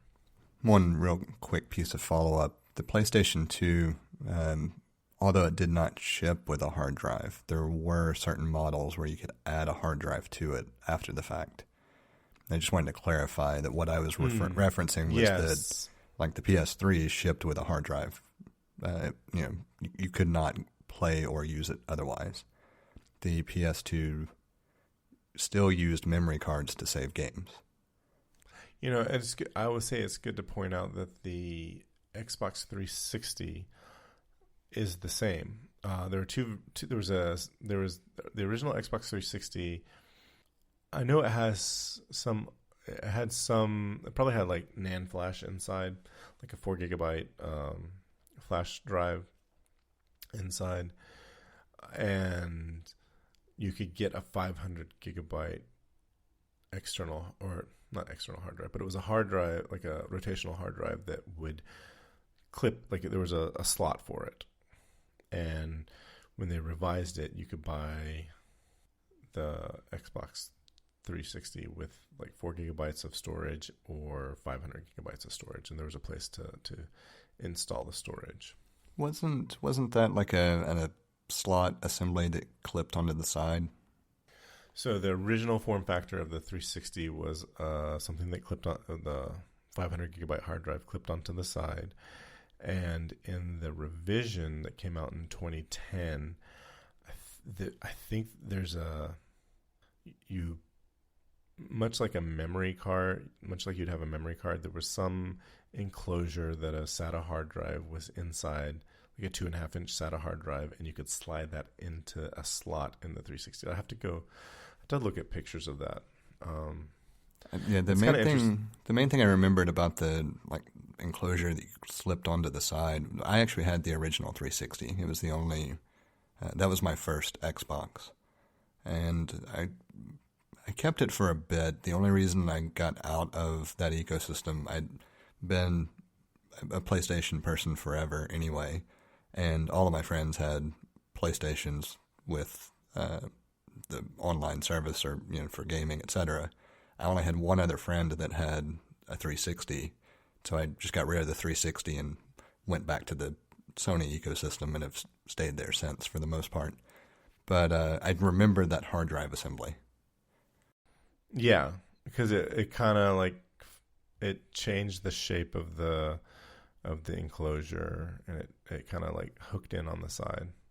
It was for the time, it was a fairly elegant solution at least. I thought so. And then they updated it with, there's a slot on the front that you just push this, basically a 2.5-inch hard drive with a proprietary, it's a SATA hard drive inside of this enclosure, but I think it's a proprietary connector that converts SATA to whatever that connector is, and you just push it inside. And I worked with a guy. He came to Apple and was working as a genius, but he came from GameStop, and he worked as not in the retail stores, but he was a repair technician out in Texas. And he was telling me you could get any hard drive, and you definitely pay a lot less money. You could buy like an enclosure, like they sell enclosures. You can buy a hard drive. You just have to get a couple of like proprietary files onto the hard drive that you use to make it work with the Xbox. There's some stuff that they put in there to prevent people from just plugging in their own hard drives. It's one thing that I did find nice with the PlayStation 4. It's just go grab a hard drive off the shelf. It's literally a like clip-in section of the casing that you pop off and replace the hard drive. Yeah. I mean, yeah. I feel like that's definitely more consumer friendly, because like I'm not buying, like, you choose your console because of the games that are out, like the games that it can play. Like there are going to be some console specific games, and that's typically why people choose a console. Or the second biggest determining factor, and I think the exclusive games is like, depends on who you are, but one of the two of these is going to be the reason why you choose a console. And it is either going to be like there's a certain exclusive game that you want, or it's what all your friends have and the community around you, the community that you want to be a part of, is playing that console. And so, if you're lucky, it's both. Like you have the people that you want to be playing with, online multiplayer. Those people are going to be playing the exclusive game that you want to play. That's typically the biggest deciding factor of which console you're going to get. And so these things like, I just want to, it's got a USB port. Let me just plug in a USB port, and it says, hey, I'm going to format your drive. You format my drive, and that whole drive is dedicated to the console. If, me, I might be the kind of person that just wants to use the elegantly designed hard drive that slides into this specific socket or clips onto the side and looks good. I might pay an extra, few bucks for that. Yeah, I think the big frustration I have with pretty much every console maker comes down to when they moved to USB for controllers and charging and everything else. Everything connects USB, and they still only give you 2 damn ports. Yeah, Can you use a hub? I've never tried, just because the last time I had a regular old USB hub was easily a decade ago. And gotcha. So I'm not going to buy one to try it. That's what it comes down to. So instead, I route a couple of cables down from the PlayStation into the enclosed area of my entertainment center. That there's a door and there's a couple of shelves down there, and anything that I need to plug in just sits on those shelves, so that each time I play, I can like swap a controller or plug in a headphones that I had prior to the disintegration of them over time. But they were the Sony headphones that were wireless, and you could plug them in and let them charge. It worked out. They worked really well. They were great. I just quit using them. And because I quit using them, I packed them in a non-friendly way for storage, and pretty much all of the material on all the different pieces of those headphones was disintegrating, so I just tossed them. But I don't really have a need for them at this point, so it's not a big loss to me. But it's just frustrating that I can't plug in a controller to charge it and plug in headphones to charge and still do anything that would require USB. Like if I wanted to save off files, I would have to either have an alternative charging method for the controller or the headphones, which I now also actually do with one of the little Anker power distribution units. Mm-hmm. And so that was how I solved my complaint, but I shouldn't have to solve that complaint. Just like I shouldn't really have to solve the complaint of I can store 2 games on the internal hard drive and have to continually manage storage. Yeah. Those are things that are still very much need to be addressed, and you can tell that there's a trend, I think, moving that direction, just much more slowly because of the slower release cadence of consoles in general. I think at some point the idea of purchasing games might go away. I think we're pretty close to that, actually. I think so too. We might. The reason I don't necessarily think we'll see it in the next generation game console is because not because of the technology. It's just that somebody's going to have to come and maybe it's Google and Microsoft is actually working on this problem.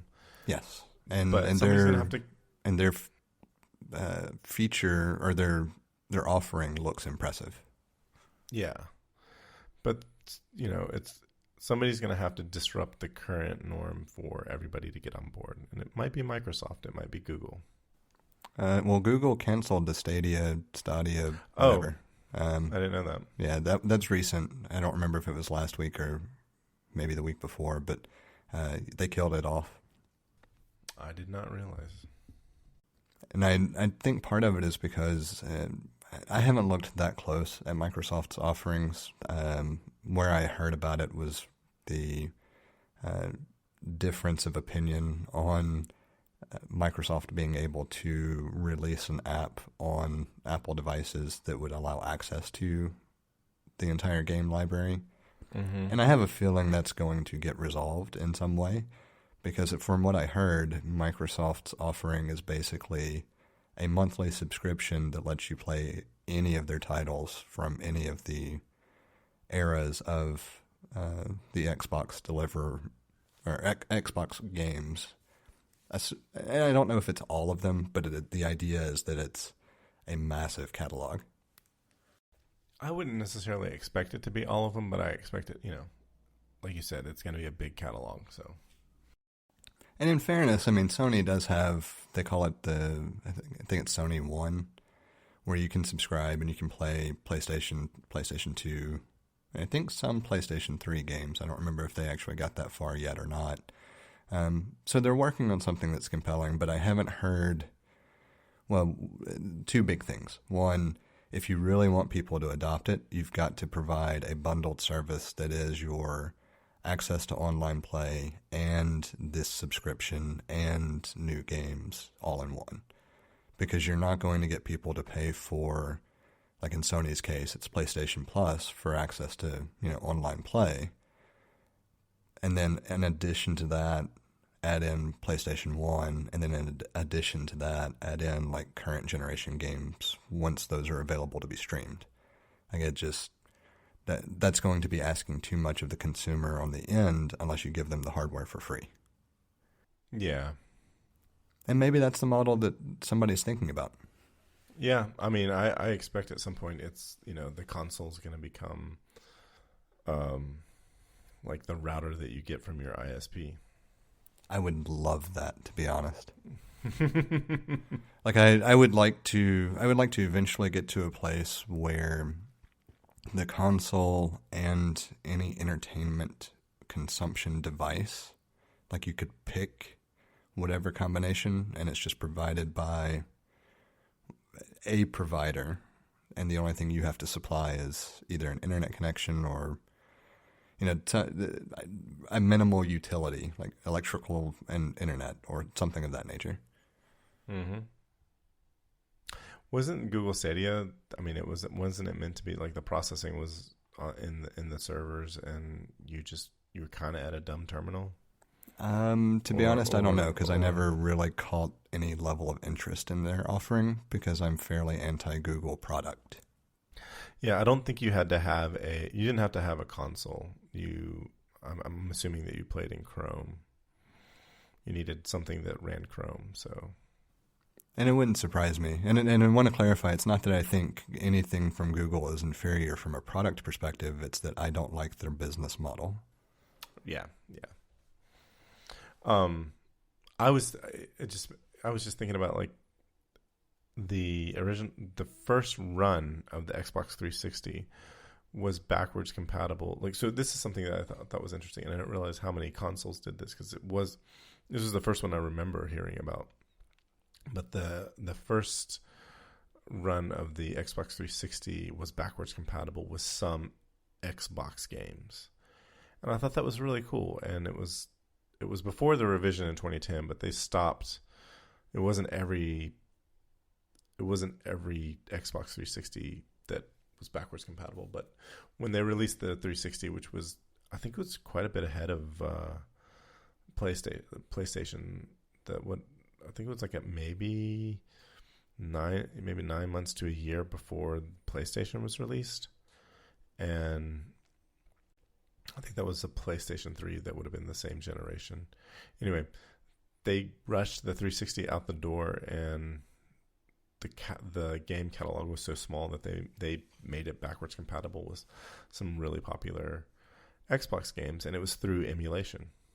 Yeah, I do remember that being the only reason I decided to try the 360 was because I could play a couple of the games that I had not played that everybody was talking about. But I don't remember a lot about that experience other than I allowed the random name generator thing to pick my username for it because what I typically use was not available.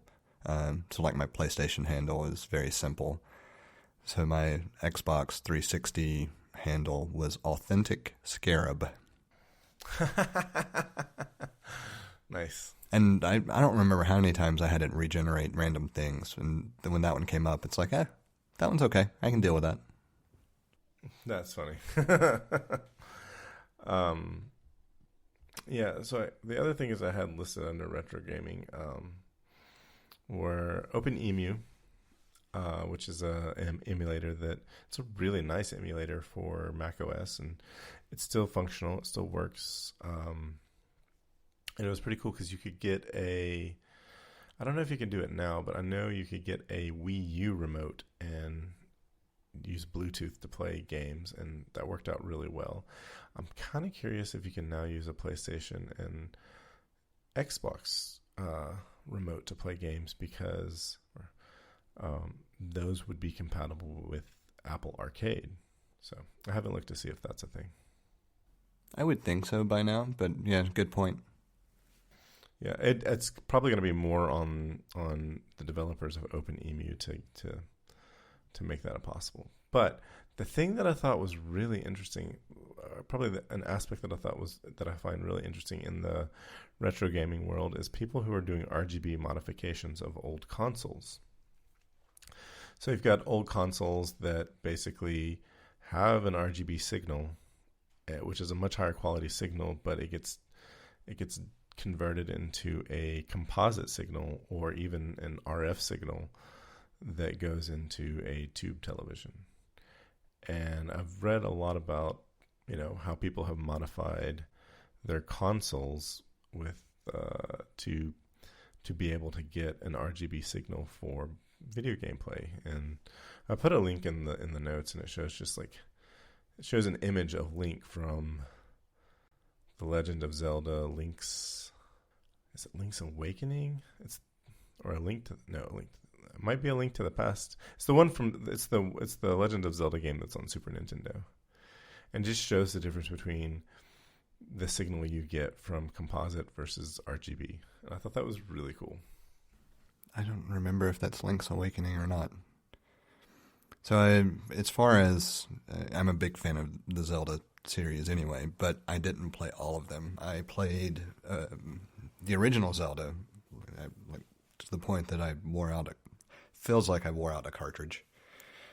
Technically, it still works, but it reached a point where it was difficult to get it to work at first, and then once it would finally work, it would play. And I don't know how much of that was dust buildup maybe in the NES, and how much of it was the cartridge. And I don't have a reason to try to fix that now anyway. So, but I played that one a lot, and I played the second one a decent amount, but then it wasn't until the GameCube that I picked up another Zelda game, and that would have been, was that Majora's Mask?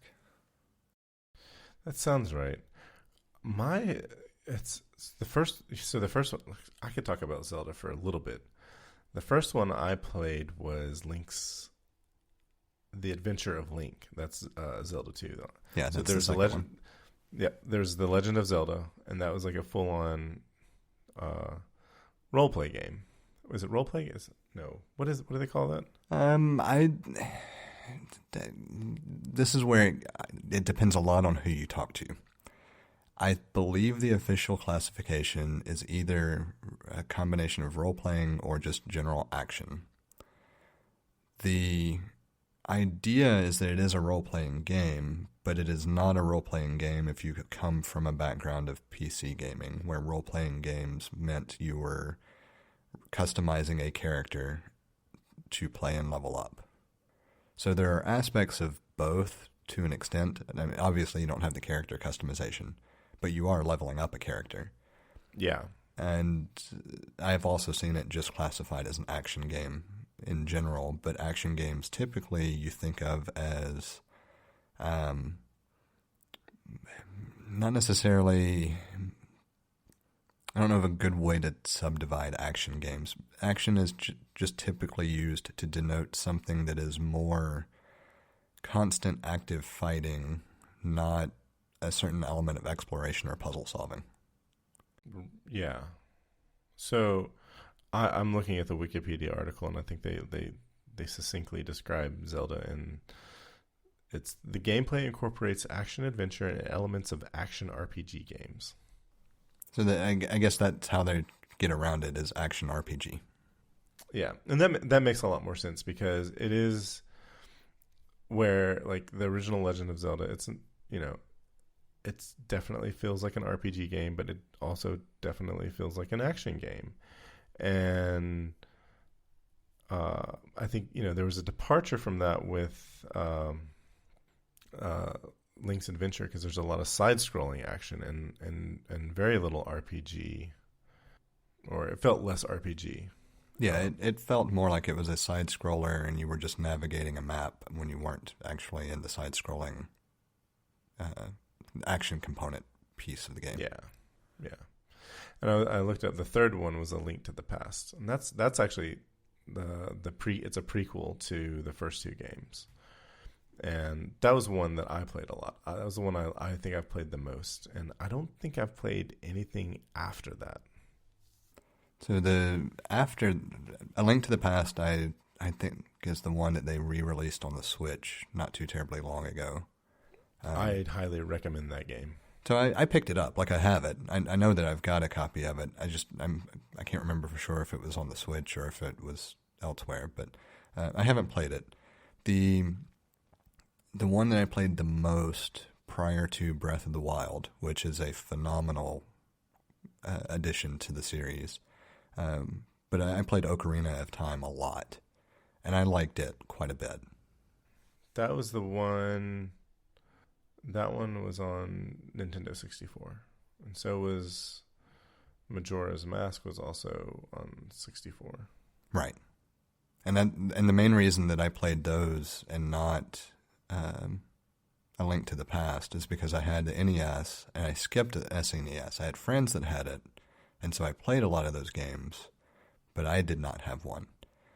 And so I certainly didn't have, like, I wasn't going to, go over to a friend's house and play a Zelda game for, however many hours in.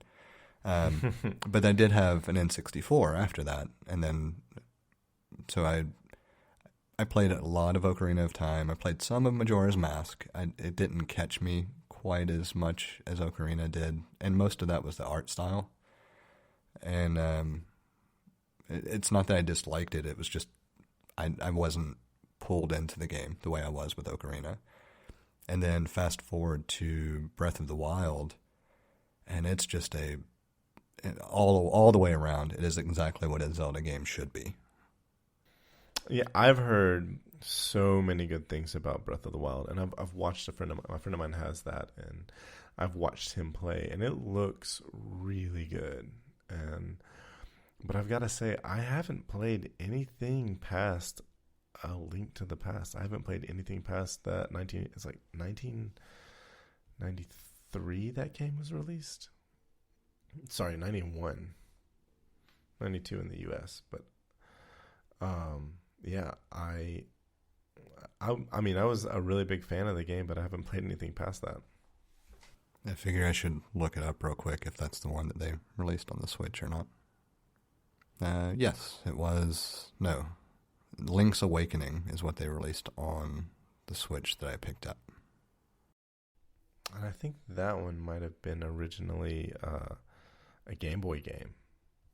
I think I'm not gonna guess. There's a number of things they're talking about A Link to the Past and the Switch, but I don't want to sit and read. I may or may not do follow up on that. We'll see. But Link's Awakening is the one that I saw they remade and went ahead and picked up, and I haven't played it. I kind of want to like go. It's really interesting. So if you I like how this sentence is written. Zelda 2: The Adventure of Link is a direct sequel to the original Legend of Zelda. So in this Wikipedia article, that's how they bring up Zelda 2 first as a direct sequel to the original The Legend of Zelda. And that takes place several years later. The third game, A Link to the Past, is a prequel to the first two games and is directly followed by Link's Awakening. Ocarina of Time is a prequel that takes the story place centuries back. So Ocarina of Time is centuries before A Link to the Past, and then you have Majora's Mask directly following. And I just like the way they've released the games is, and the way this portion of the article is written, it very much reminds me of how Tarantino told the story of Kill Bill. It's all over the place. We probably ought to, at some point, just map out the timeline for the different games, because I know that they're not the only franchise that have done it, but they're the most prominent one that I can think of.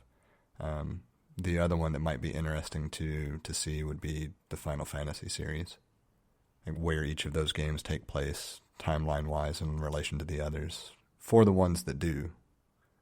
So I know Final Fantasy is a video game. That's about all. Yeah, I'm not surprised, given that I don't think you've ever had a PlayStation, have you? I've never had a PlayStation. Yeah, because that's been Sony exclusive, which is one of the reasons that Sony has continued to be the platform that I've chosen. The other big Sony exclusive that has made me a bit more loyal, the God of War franchise. Something about playing an angry Spartan that's just fun. I can see that. I went with the Xbox because of Halo. Yeah, I never got into Halo. At the time that Halo was big, I was still maintaining a gaming PC, and we were playing Battlefield, that series. Well, Battlefield, and of course we played Counter-Strike far longer than we probably should have, and Team Fortress, and other classic PC games. That, and I've just never been good with a first-person shooter and a controller. Oh yeah. See, I'm not good as a first person shooter with a controller or a mouse, but I still liked it. I played it. I played it on easy, so um my I was really into the sort of games like Age of Empires. That's most of the PC games that I played with games style like Age of Empires. My favorite was Galactic Battlefields, which was a Star Wars theme Age of Empires. I played the hell out of Civilization for a long time, up through Civ 4, and then after that I didn't play. Well, I guess technically I played Civilization, Civ 2, and Civ 4 the most. 3 I didn't play as much. I would go back to playing 2, or once 4 came out, and go back to playing 4. Nowadays, most of what I play is on the PlayStation. And most of that is, funnily enough, Destiny. I've heard of Destiny from listening to Syracuse another podcast. Yeah, but I don't even know what it's about or what it is. But so Bungie is the developer. So if you think of a Halo-inspired kind of look and feel to a space-age interspecies war, that's basically what you get. That's what Halo is. Yeah, I mean, if I remember correctly, everything I saw about Halo was predominantly where you were, even though it was interspecies, they were still dressed in suits, right? Yeah. Yeah, so they expanded that a little bit with Destiny by having the other species be more monsterish or have some very distinctive look, like you can classify them based on their look. But the protagonists, the Guardians, all look like they're Halo-inspired. So that makes sense. Like Halo 3, you're a human, like a special human, and you have a special suit, and you shoot aliens. And spoiler alert: the the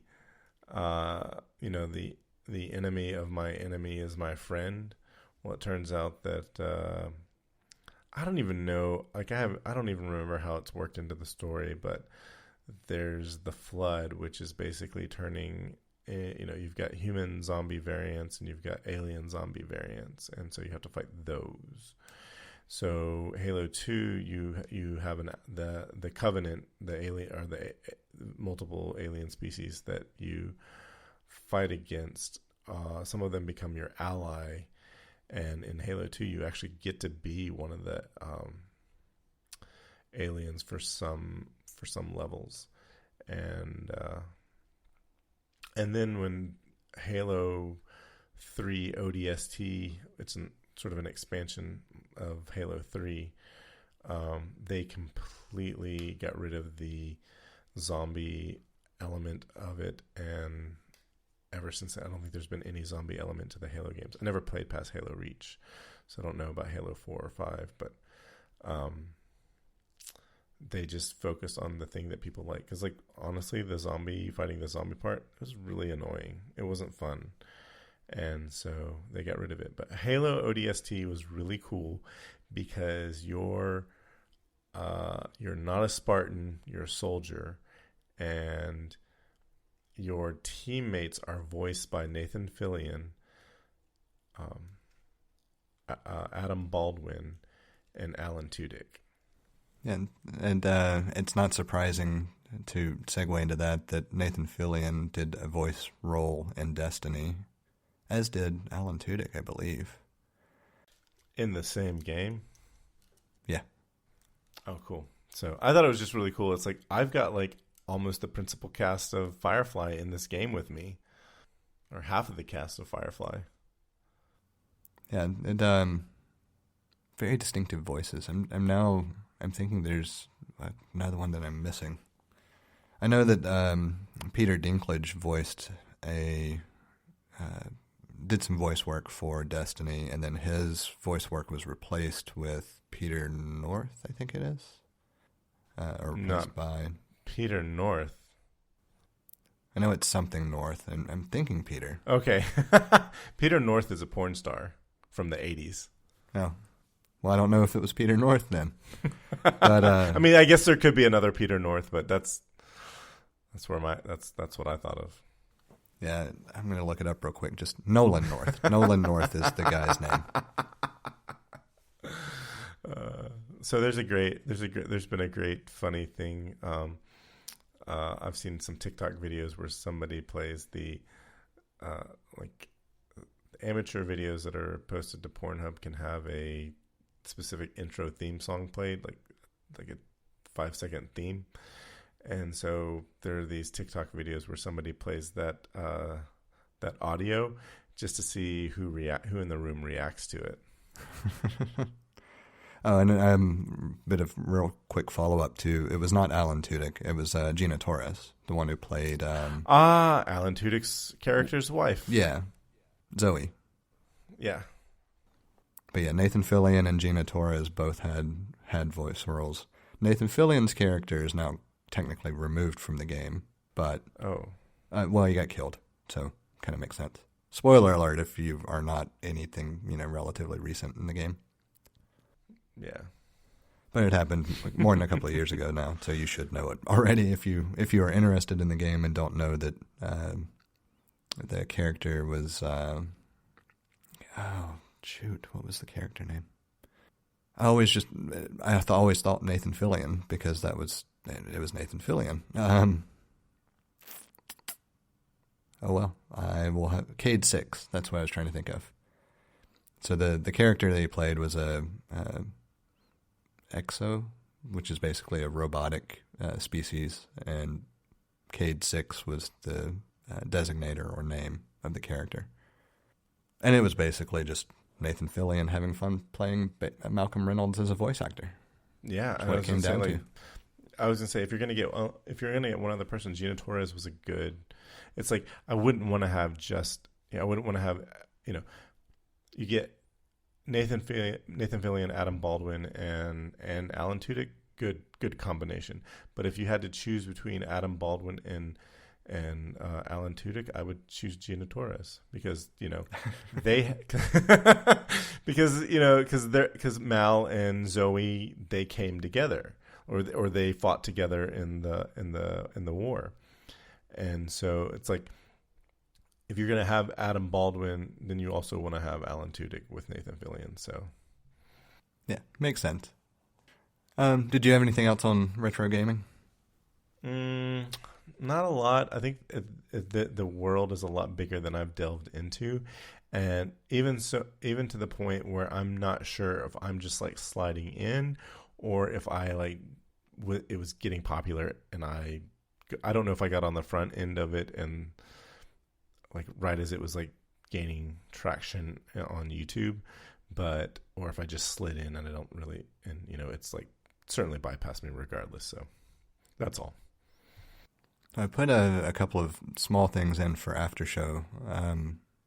The only reason I put them in as after show is because I want to tease people to actually stay through and listen to the after show, because it'll be a teaser for a future episode that will eventually happen. Yes. You can follow us on Instagram and Twitter at untitled_hosts. Send us an email at untitled.hosts@gmail.com or follow the feed directly at the untitledpodcast.com. You can also find all sorts of ways to contact Jesse at jthart.com. Thank you for listening. That's a wrap.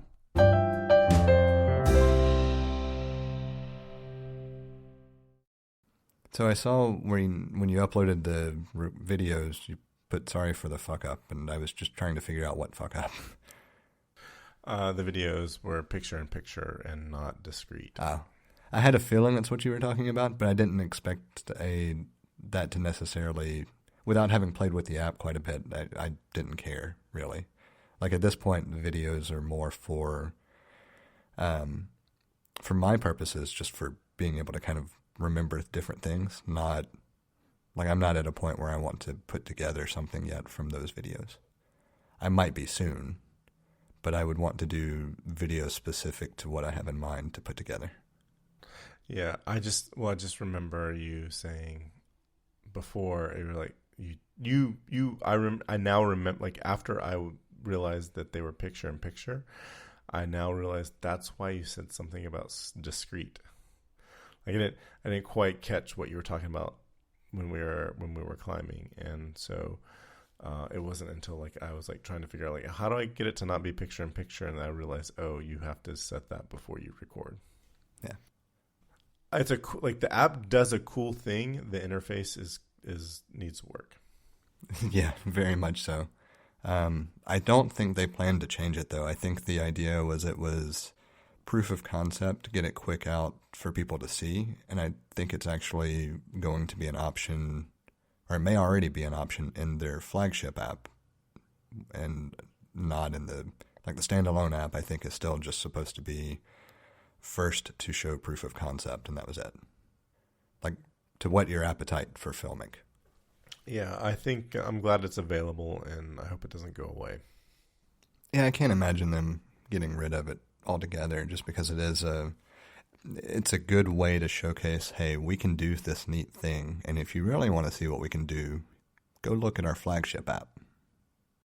Yeah, the Halo effect. Yeah. So the other thing that I put in, or did you have something else you were going to say there? Or? No, I was about to ask you about the old fashioned. So I put it in because that's what I was drinking that evening, and so I thought, why not? We'll use this as a teaser. But I also realized I know at some point you and I have talked about what I think is the best old fashioned, period. And I don't know that we've ever talked about it on the show. So I figured I would just do a quick, if you really want to make a good old-fashioned, you can make multiple variations depending on what you're after. But the general ingredients are the same. Use maple syrup instead of simple syrup. Okay, you also need to clarify which maple syrup you use, because it's not going to be just any maple. Well, you can't just go to Publix and get the Vermont. We're getting there. Hold on. Okay. So, I just want to make. I just there's a maple syrup in my cabinet. It's from Vermont. Let's try that, and I didn't like it. Yeah, that definitely plays a significant factor. So maple syrup instead of simple syrup. Your choice of complementary bitters, though. Just like the syrup, there are certain ones that I will argue until the day I'm, in the ground that are far and above superior for flavor profile. And then your whiskey of choice. So those are your ingredients. The best combination I have found so far is to use grade B maple syrup, preferably from Sprouts if you're in the Birmingham area, just because that's the one that I know has the flavor profile that's good. I don't remember the brand. But it's really good. It's labeled grade B because it's a darker color, stronger flavor, that kind of thing. Woodford Reserve makes their own bitters, and the combination of their aromatic bitters and their orange bitters is the best combination I have found, generally speaking, with that syrup. And then I prefer to use a rye-based whiskey or bourbon, just because the flavors are strong and spicy to an extent, and they complement that sweetness that you get from the maple syrup. The proportions are important as well. 1 part of the syrup to 4 parts of the whiskey. All that makes sense, right? If you want to elevate your game a little bit, replace the regular maple syrup with bourbon barrel aged maple syrup or salted caramel maple syrup. Same proportions, same ingredients. All variants are good. The bourbon barrel aged stuff, though, so far has been by far the best combination. Another variant that I discovered that works well, same grade B syrup, but Woodford Reserve also makes chocolate bitters. And if you just use the maple syrup and the chocolate bitters, it's really good. I guess I'd skipped one piece. So when I say to add bitters, like when I'm talking about the aromatic bitters and the orange bitters, it's 2 dashes of each. With the chocolate bitters, it's just 3 dashes of the chocolate bitters. So there is a different proportion there. But that is also a really good old fashioned, and that's actually because I went through all of the aromatic bitters that I had. I had bought a 4-pack that had aromatic, orange, spice cherry, and the chocolate. So it was like a sampler of Woodford Reserve bitters. I had ignored the chocolate ones and finally thought I would find a use for them. Turns out, really good in an old fashioned. I wouldn't have expected that, but yeah, that's the thing. Old fashions and orange bitters and an orange zest is what you wouldn't expect, or an orange garnish, not necessarily orange zest, but and chocolate and orange also go hand in hand. So yeah, I tried the combination of the chocolate and the orange, and I didn't like it. And I also tried the combination of the chocolate and cherry, and I didn't like it either. Just, I don't know, the flavors didn't mix well to me. Oh, yeah, I'm thinking like bourbon and orange go together. So why wouldn't bourbon and chocolate go together? Well, I mean, I'm not disagreeing that chocolate and orange go together, though. I'm just saying because they do, right? You can get chocolate orange candy and you can get chocolate and cherry candy. The big thing is just that in the context of the old fashioned, I didn't find the chocolate and orange or chocolate and cherry combinations to work for me. But I found the chocolate by itself to be really, really good. So I'm curious about this buttermilk bourbon barrel aged. So I did add in, there are 2 mixers that I will often order and have on hand for when I don't want to be bothered with other ingredients. The Bittermilk Company makes a lot of different mixers, and we almost always have a couple of them on hand for various reasons. Like one of them that they make is a smoked honey whiskey sour, sorry. Yum. That's really good. And then this bourbon barrel aged old fashioned that's also really good. And so I put the link in that, if you just want something that you can buy off the shelf or order from a company and make an old fashioned that's good, I will recommend Bittermilk mixers hands down. And they have a wide range. The other one I put in is one that I discovered not too long ago. It's With Company, or I guess technically the name of the company is With Co., and it stands for With Company. Had never heard of them until I saw an ad on Amazon when I was searching for my bitters, and decided I would give them a try. And overall, I really like it, and I think it's because of the vanilla that's in the mix. I love vanilla. Vanilla and bourbon are best friends. Well, one of the things I used to do, I was never a big Jack and Coke fan, but you put Jack in vanilla Coke, and that turns it into a phenomenal drink. And so I would mix, bourbon and vanilla Coke or whatever, any type of whiskey and vanilla Coke I found to be a good pairing, except for like a smoked scotch or something. But the Withco mixer I find does really well with pretty much everything I've thrown at it, and I really like the combination of using it to make an old fashioned with Irish whiskey. Oh, that sounds good. And of course, all of this is in the notes as a teaser for a continued teaser for the whiskey show that will eventually happen. That started with the mention of the whiskey glasses, which we still need to go through. Yeah, well, I want to save my old fashioned, because I played around with old fashions a lot over the fall, and so I'm going to save it for the whiskey show. Yeah, and I think we'll schedule that soonish. I think so. I don't want to guarantee that it'll be the next episode yet, but it might be a couple episodes out. We'll see. What if we record it and then don't release it for a while? Or we could record it and then I could interject clips from that show as additional teasers for. Yeah. Be sure to catch. Anyway. Yeah.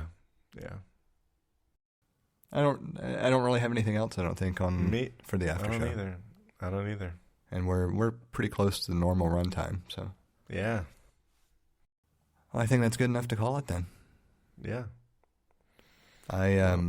My plan is to try to do a quick pass this evening editing and see how far I get, and that will hopefully be close to done. In the previously, I've been able to do most of it the following evening, so in one session, and I'm curious to see if I can streamline that just a little bit more and go from recording to completed editing in the same day. Oh, wow. Yeah, that'd be cool. Yeah, we'll see. I don't know if it's going to be quite that good, but... Well, I appreciate you accommodating the change of recording time. That's not too big of a problem at all. I think the fun part is going to be seeing if what I have learned in editing allows me to achieve that goal of having it completely edited same evening. Ah. Cool. All right. Well, I will talk to you again next show. All right. Stay frosty. Have a good one. All right. Bye. Bye.